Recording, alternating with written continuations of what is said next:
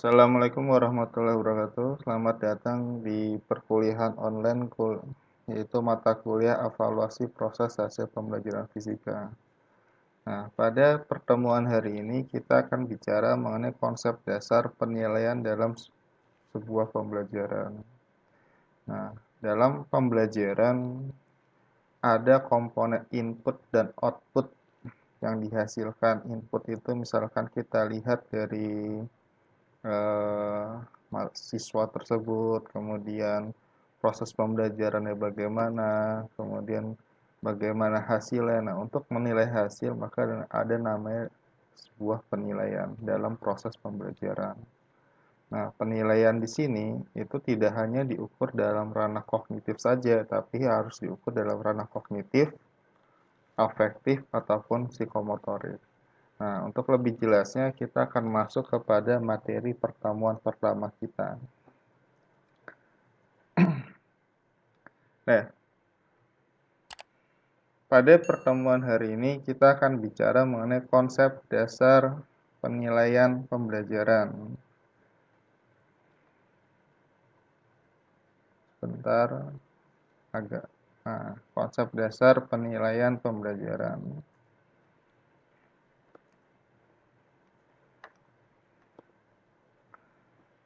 Nah, di sini kita akan bicara mengenai yang pertama adalah pengertian tes, pengertian menilai, pengertian mengukur, dan pengertian dari evaluasi. Kita akan bicara mengenai tes. Tes itu istilahnya berasal dari bahasa Latin yaitu testum, yang artinya piringan atau jambangan dari tanah liat. Nah, tes itu biasanya itu kita misalkan dalam sebuah proses pembelajaran kita menggunakan tesnya itu adalah tes untuk mengukur seberapa atau keberhasilan siswa itu dalam mencapai sebuah tujuan dari pembelajaran.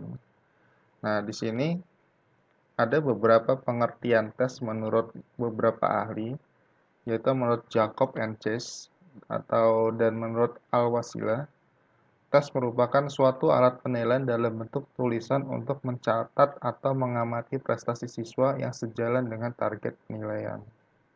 Sedangkan menurut ahli yang kedua, menurut Arikunto dan Jabar, tes adalah merupakan alat atau prosedur yang digunakan untuk mengetahui atau mengukur sesuatu dengan menggunakan cara aturan yang telah ditentukan.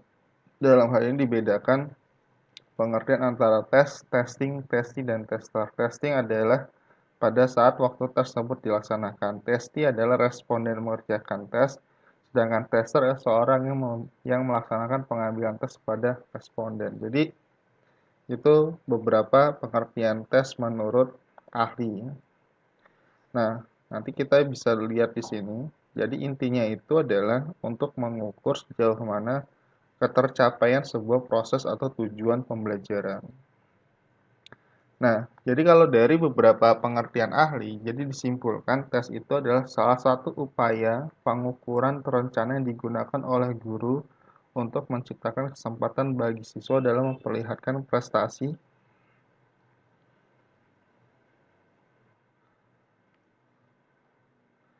yang berkaitan dengan tujuan telah ditentukan. Nah, jadi di sini kita akan lihat. Nah, jadi tes itu adalah instrumen atau alat yang digunakan untuk memperoleh informasi tentang individu. Misalkan kita ingin melihat prestasi belajar fisika, maka akan kita menggunakan tes pengukuran fisika. Contohnya, kalau dalam fisika, misalkan ada beberapa bab materi misalnya tentang suhu dan kalor. Kita ingin mengetahui prestasi belajar atau hasil belajar siswa itu dalam materi suhu dan maka kita akan menyiapkan sebuah tes atau instrumen, baik itu bentuknya pilihan ganda ataupun uraian untuk mengukur apakah individu atau siswa tersebut dikatakan berhasil mencapai standar kompetensi yang diharapkan. Ya, itu seperti itu. Nah, kemudian kita lihat lagi. Kalau kita ingin mengukur hasil belajar di kelas, maka kita bisa mengukur menggunakan, kalau itu adalah tes tertulis. Tapi kalau kita ingin melihat sikapnya, keaktifan siswa itu dalam belajar, keaktifan siswa itu dalam merespon pertanyaan guru dalam diskusi, maka kita bisa menggunakan namanya lembar pengamat atau observasi. Jadi guru bisa mengamati. Jadi kalau meskipun ada satu kelas itu nilainya itu hampir sama semua, tapi ada yang membedakan yaitu dari ranah afektifnya. Nah, itu adalah salah satu penilaian menggunakan angket atau lembar observasi. Nah, misalkan kalau dalam fisika ya, kita bicara dalam fisika. Eh, ada sebuah kegiatan praktikum gitu kan. Kita nggak bisa, belum tentu siswa yang pintar dalam konsep itu pandai atau terampil dalam sebuah kegiatan praktek gitu. Nah, dalam kegiatan praktikum itu kita bisa mengukur ranah dari afektif ataupun psikomotorik ya, tapi kita lebih mengukur psikomotoriknya. Bagaimana dia menyiapkan alat, bagaimana dia mengambil data, bagaimana dia menggunakan alat ukur, bagaimana dia membaca alat ukur.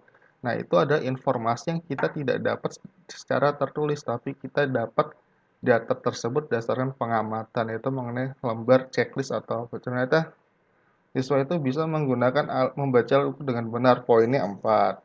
Siswa itu membaca alat ukurnya salah, poinnya 2, kan seperti itu. Jadi itu berdasarkan pengamatan. Jadi kita tidak bisa mengukur ranah psikomotorik itu menggunakan tes tertulis. Nah, ada lagi mengenai fungsi tes gitu. Nah, di sini ada beberapa ahli mengatakan di sini secara umum fungsi tes itu ada dua, yaitu sebagai alat mengukur peserta didik dalam hal ini untuk mengukur tingkat perkembangan atau kemajuan yang telah dicapai, kemudian sebagai alat mengukur keberhasilan program pengajaran.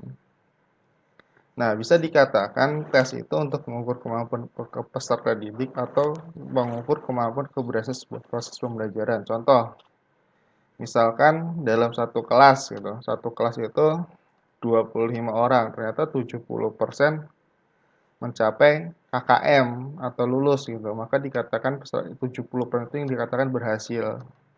Nah, dari sisi itu kita bisa mengatakan dari indikator siswa berhasil, kita bisa mengatakan bahwa proses pembelajaran adalah berhasil. Nah, tapi sebaliknya gitu. Misalkan dari 25 orang yang berhasil cuma 5 gitu kan, 5 orang.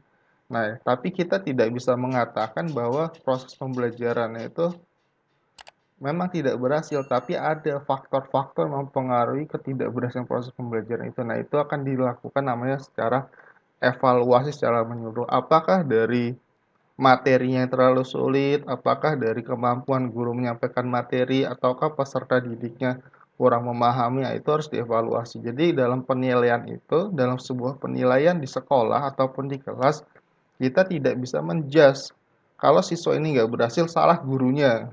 Nah, nggak bisa, kalau ini siswa nggak salah muridnya, nggak. Tapi kita semua itu saling berkesinambungan. Apakah faktor-faktor yang mempengaruhi ketidakberhasilan itu? Nah, itu maka harus dievaluasi. Sebagai seorang evaluasi, sebagai seorang guru guru itu komplit gitu. Artinya komplit itu dia dari merencanakan pengajaran, merencanakan bahan ajar, merencanakan tujuan pengajaran, merencanakan tes, kemudian mengevaluasi gitu kan. Jadi tidak semuanya itu belum tentu. Misalkan beliau guru itu ngajar di 2 kelas gitu.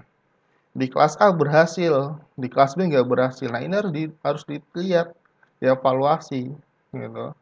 Apa yang menyebabkan di kelas A berhasil, di kelas B nggak berhasil? Nah, itu dievaluasi secara menyeluruh. Jadi kita tidak bisa melihat secara hasil mengatakan, wah kelas A itu gara-gara ini, kelas B gara-gara nggak bisa. Tapi itu adalah sebuah, kita harus evaluasi secara menyeluruh. Kenapa bisa berbeda hasilnya itu seperti itu. Nah, kemudian, nah ini menurut Ari Kunto dalam bukunya, fungsi tes itu adalah sebagai fungsi untuk kelas, fungsi untuk bimbingan, fungsi untuk administrasi. Apa maksudnya? Itu kan kita akan bahas. Nah, ini dalam sebuah tabel kita perkecil biar terlihat seluruhnya.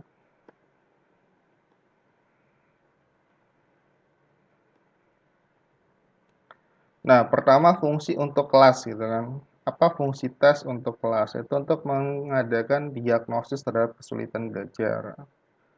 Nah, jadi kita pengen tahu nih kesulitan belajar siswa itu dalam materi fisika kelas 10 semester 1 itu apa. Jadi kita bisa mengetahui kesalahannya pada misalkan pada materi suhu dan kalor ya. Misalkan kebanyakan siswa itu tidak berhasil pada materi tentang eh, asas Black gitu kan. Nah, itu kita bisa bisa kita lihat kenapa tidak berhasil di situ. Apakah ada sesuatu yang yang tidak dipahami oleh siswa. Kemudian mengevaluasi celah antara bakat dengan pencapaian. Nah, kita bisa juga melihat tidak seluruh siswa itu harus pandai dalam seluruh mata pelajaran. Mungkin dia bisa pandai dalam beberapa pelajaran saja. Untuk menaikkan tingkat prestasi, mengelompokkan siswa dalam kelas pada waktu metode kelompok. Misalkan kita ingin membuat kelompok diskusi. Nah, kelompok-kelompok yang dianggap pintar itu kita sebar dalam beberapa kelompok. Jadi tidak ada kelompok pintar-pintar, kelompok kurang-kurang. Jadi agar semuanya merata. Kemudian apalagi merencanakan kegiatan proses belajar untuk siswa perseorangan. Misalkan dalam sebuah tes gitu. Tes kompetensi atau tes kompetensi pertama. 5 siswa berhasil, 20-nya remedial, maka nanti 5 siswa itu akan dikasih pengayaan. Jadi untuk pembelajaran lebih lanjut lagi, sedangkan yang 20-nya akan diadakan remedial. Nah, kebanyakan dari kita eh, mengasumsikan remedial itu adalah mengerjakan soal tes diulang kembali. Nah, itu yang salah gitu kan. Karena dipukul rata, semuanya kerjakan lagi gitu. Misalnya ada soal fisika, ada 10 soal uraian. Yang remedial mengerjakan lagi. Tapi harusnya remedial itu adalah kita bahas dulu soalnya, masalahnya di mana, kemudian kita menggunakan tes yang setara gitu. Setara itu bukan berarti sama. Yang setara dan kita ternyata si A ini kurang berhasilnya di bagian apa. Jadi nggak semuanya dipukul rata harus mengerjakan soal yang sama. Itu salah kaprah dalam program remedial di beberapa sekolah. Kemudian menentukan tingkat pencapaian untuk setiap anak. Jadi kita akan bisa mengukur tingkat keberhasilan setiap anak dalam setiap tes itu gitu. Jadi kita bisa melihat kalau di ranking itu mungkin dari yang paling tinggi sampai paling rendah kan bisa terlihat di hasil tes tersebut. Nah, fungsi untuk bimbingan. Yang pertama menentukan arah pembicaraan dengan orang tua tentang anak mereka. Biasanya ini pada guru BP nih, guru bimbingan konseling atau pada wali kelas membantu siswa dalam menentukan pilihan. Misalkan udah mulai penjurusan apakah mau masuk ke IPA ataupun masuk ke IPS. Nah, kemudian memberikan kesempatan kepada pembimbing, guru, dan orang tua dalam memahami kesulitan. Nah, jadi kita bisa, kalau nanti kita menjadi guru atau wali kelas dapat laporan dari guru mata pelajaran, nah kita akan dapat data-data.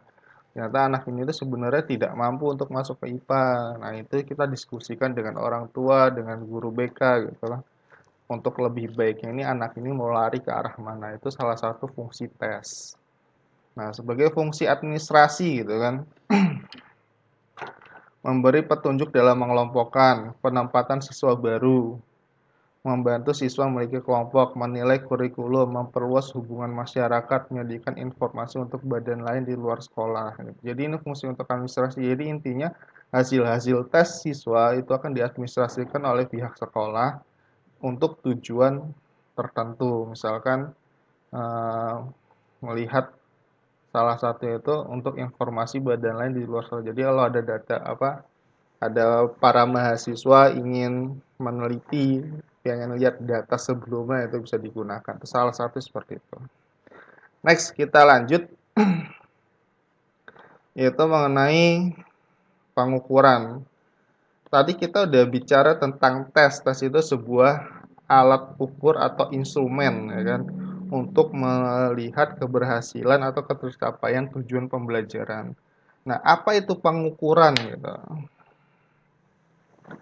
Nah, di sini kita lihat mengukur pada hakikatnya adalah membandingkan sesuatu dengan atas dasar pengukuran tertentu. Misalnya mengukur suhu badan dengan termometer 36 derajat Celcius.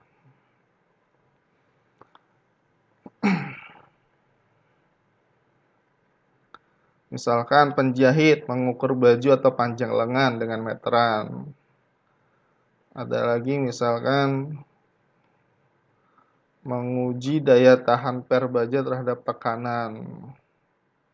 Misalnya mengukur kemajuan belajar peserta didik dalam rangka mengisi nilai raport. Nah, sekarang pengukuran itu sebenarnya apa sih gitu kan?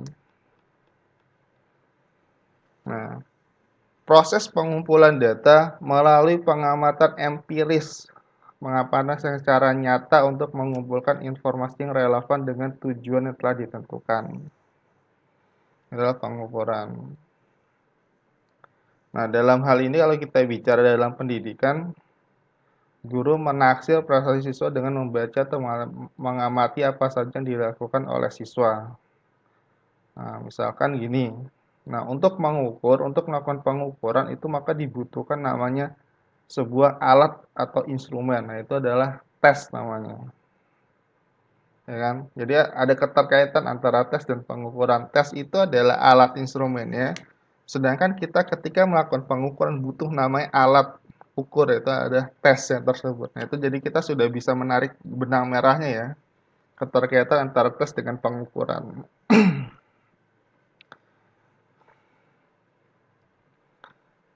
Nah, kita lihat dulu.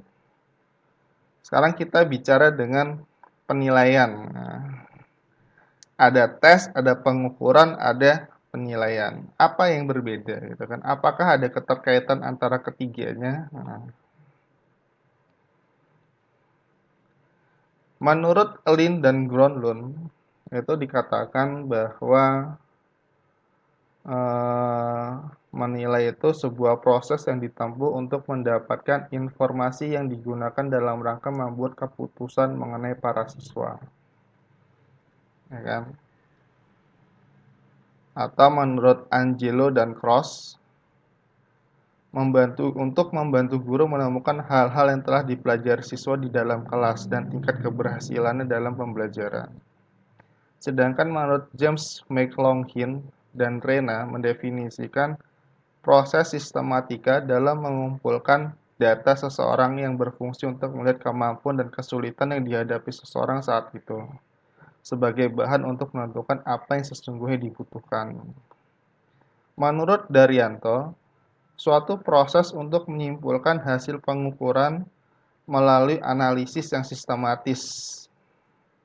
Nah, menurut Jenal Arifin, menurut Haryati, nah dari beberapa kesimpulan kita bisa menarik sebuah definisi dari penilaian adalah proses pengumpulan informasi secara menyeluruh yang dilakukan secara terus-menerus untuk mengetahui kemampuan atau keberhasilan siswa dalam pembelajaran dengan menilai kinerja siswa baik individu maupun dalam kelompok. Nah, jadi intinya gini, ketika kita seorang guru gitu ingin menilai hasil belajar, misalkan belajar fisika, pada bab 1 kita menyiapkan alat tes ulangan harian pertama, instrumennya alat tes. Kita ukur, kita berarti melakukan pengukuran. Didapat 85, berarti itu adalah skor, bukan nilai, itu adalah skor. Nah, 85 kita bandingkan dengan standarnya, ternyata 85 itu masuk ke dalam skala sangat baik, maka itu disebut menilai. Jadi kita membandingkan yang diperoleh di hasil pengukuran berupa skor dibandingkan dengan sebuah kriteria, itu artinya menilai. Contoh, misalkan pada rapat kenaikan kelas ada 10 mata pelajaran. Ada seorang siswa X misalkan, itu berdasarkan data dari guru-guru bidang studi, 3 mata pelajaran itu di bawah standar. Itu berdasarkan kriteria itu tidak lulus gitu, tidak naik kelas gitu kan. Tapi secara penilaian afektif atau psikomotorik itu bagus, maka penilai itu dikatakan siswa ini bisa naik. Artinya itu menilai itu berdasarkan masukan-masukan atau hasil-hasil pengukuran yang telah dilakukan. Jadi gitu seperti itu, gitu. Menilai namanya. Jadi menilai itu hasilnya adalah berupa pernyataan. Kalau kita menilai tapi hasilnya adalah angka ataupun skor, itu namanya bukan menilai, adalah namanya mengukur gitu kan. Seperti saudara dalam pelajaran fisika gitu kan. Mengukur panjang itu artinya kita mengukur hasilnya berupa angka, bukan menilai panjang, kan berbeda. Ya, jadi bisa dipahami ya antara tes, mengukur dan menilai. Oke, kita lihat selanjutnya mengenai tujuan dan fungsi asesmen, gitu kan. Oh, ini banyak. Nah, kita lihat di sini aja.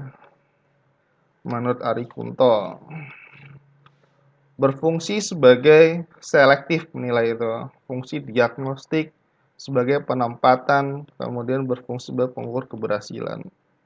Ini menurut Ari Kunto. Artinya selektif itu untuk mengadakan penilaian guru cara mengadakan seleksi atau penilaian terhadap siswanya. Diagnostik itu untuk mengetahui eh, kesulitan belajar atau kelemahan siswa, kan seperti itu.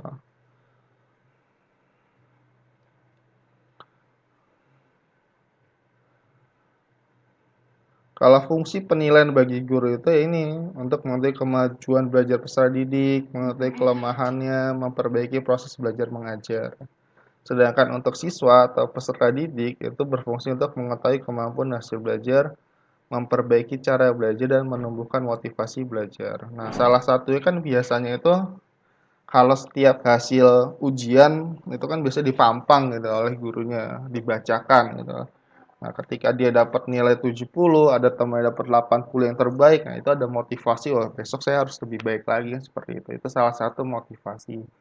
Padahal dibacakan masih rendah gitu, berarti ada motivasi untuk memperbaiki minimal mencapai standar ketuntasan minimal. Nah, untuk fungsinya bagi sekolah apa? Sebagai mengukur mutu hasil pendidikan. Apakah sudah baik atau belum? Nah, ini tentang penilaian. Ini banyak tentang penilaian. Nanti kita akan bicara langsung ke arah evaluasi. Ya. Kita kalau dengar kata evaluasi itu dari sering. Contoh kita dalam sebuah kepanitiaan, sebuah acara gitu. Setelah selesai ya kita evaluasi dulu gitu kan. Artinya itu kita mengevaluasi itu dari awal proses sampai akhir. Kelebihan kelemahannya apa? Tujuannya apa? Untuk memperbaiki kegiatan atau acara untuk selanjutnya. Itu sama dalam sebuah proses pembelajaran seperti itu gitu. Evaluasi pembelajaran misalkan semester 1 gitu. Guru udah menyusun silabus RPP, bahan ajar, melaksanakan proses pembelajaran di kelas, melaksanakan misalnya divisi melaksanakan praktikum, kemudian melaksanakan tes formatif, kemudian melaksanakan tes sumatif, kemudian setelah lagi menilai. Nah, ternyata hasilnya itu 50% yang berhasil. Nah, itu kita evaluasi kenapa hanya 50% yang berhasil siswanya gitu kan. Kesalahannya ada di mana gitu kan. Apakah ada dari inputnya itu dari bahan ajar, dari kemampuan guru mengajar, atau dari siswa tersebut, atau dari bahan ajar. Nah, kita nggak tahu. Nah, itu namanya evaluasi. Jadi tujuannya apa? Tujuan untuk memperbaiki ke depannya. Oh, ternyata diketahui kelemahan itu ada kurangnya bahan ajar. Jadi siswa itu kekurangan bahan ajar, kekurangan bahan praktikum. Maka untuk selanjutnya akan diperbaiki sesuai dengan hasil evaluasi semester 1 kan seperti itu. Itu salah satu cara garis besar tentang evaluasi. Nah, tapi kalau kita lihat ya, nanti ini bisa dibaca, sudah saya bagikan bukunya. Banyaklah tujuan evaluasi. kita akan bicara mengenai, nah ini, tipe-tipe evaluasi. Apa itu evaluasi formatif sama sumatif gitu, ya kan? Kalau tes-tes secara periodik, contohnya misalkan kayak kuis, tes mingguan, bulan harian, atau bulan itu namanya tes formatif. Tapi untuk tes akhir semester, itu dikatakan tes sumatif atau evaluasi sumatif. Nah, di sini ada evaluasi acuan patokan dan acuan norma, gitu kan? Kalau kita baca di sini ya, kita baca narasinya. Guru merasa perlu untuk menafsirkan arti informasi atau data hasil pengetesan. Misalnya, pada sebuah kelas yang terdiri dari 40 orang siswa, siswa A memperoleh nilai 25 dalam tes kesegaran jasmani untuk butir tes push up. Apabila diterapkan evaluasi acuan norma, maka yang digunakan sebagai kriteria adalah norma kelompok. Gitu. Jadi, misalkan kemampuan rata-rata 40 siswa dalam pusat adalah 20 kali, maka dengan rata-rata tersebut kemampuan siswa A dapat ditafsirkan bahwa kemampuan siswa A berada di atas rata-rata. Coba dipahami kalimatnya. Dari 40 siswa, siswa A 25 kali push up berhasil. Rata-rata kelompok satu kelas itu rata-rata cuma 20, maka dikatakan siswa A itu di atas rata-rata. Itu berdasarkan acuan norma kelompok. Nah, kita baca narasi kedua. Mana ya tentang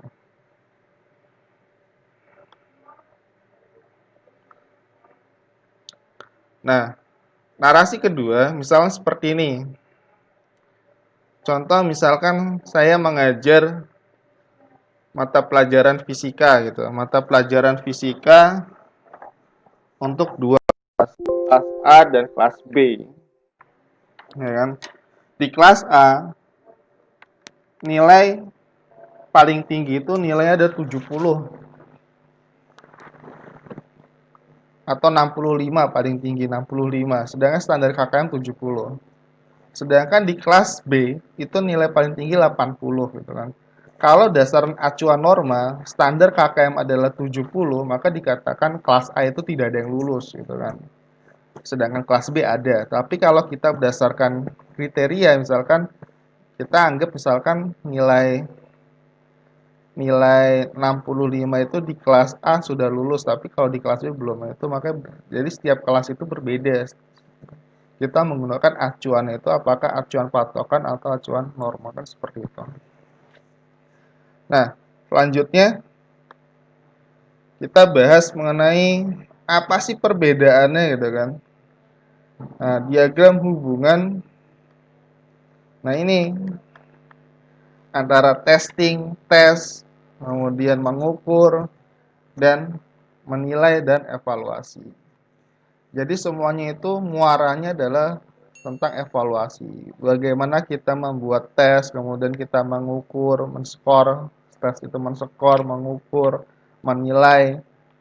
Tujuannya apa ketiga-tiga itu untuk dievaluasi, kan seperti itu. Jadi ini diagram hubungan antara tes, mengukur, menilai dan evaluasi. Mungkin itu saja yang bisa dapat saya sampaikan dalam pertemuan pertama. Kurang lebihnya mohon maaf. Jika ada pertanyaan silahkan ditanyakan di kolom komentar. Terima kasih. Wassalamualaikum warahmatullahi wabarakatuh.